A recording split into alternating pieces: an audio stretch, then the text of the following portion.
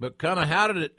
Tell us how it kind of how you discovered what was going to go in the trash. How did actually, Crockett had sold to Turner, and we were already out of the Charlotte office in terms of going over there, every week and cutting promos as we did and blah, blah, blah.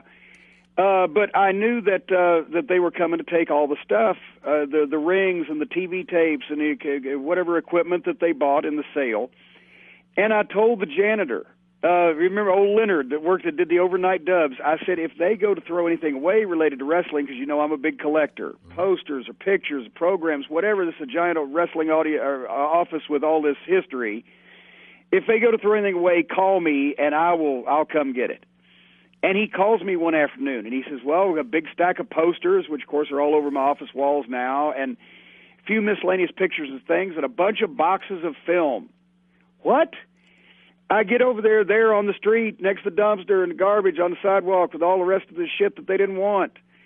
Was 5 big boxes of 16-millimeter film that turned out to be the existing archive of all of the house show matches from the 70s that were shot in the Carolinas on 16-millimeter film before they went to videotape in like 1979.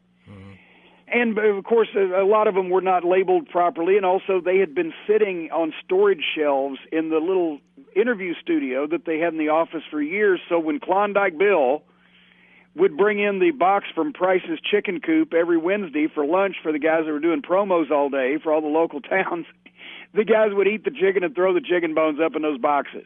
So I had to weed through the chicken bones and pick out all the film. That's nice.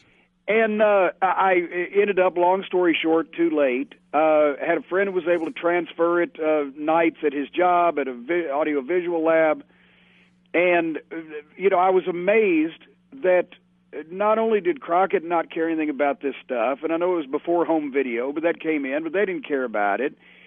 It was just, sitting there basically with chicken bones in it. Right. But then Turner Broadcasting didn't want the stuff because it wasn't, a TV tape that it could be readily played. And if not for me having a chance conversation with the janitor, all this stuff would have been lost. And as you've seen, we're talking about matches with Flair against Steamboat from the first program around in the 70s. Every NWA champion, Dory Funk Jr., Jack Briscoe, Harley Race, the Anderson brothers, Greg Valentine, Johnny Valentine, Wahoo McDaniel, Blackjack Mulligan, literally every big name NWA star from the 70s.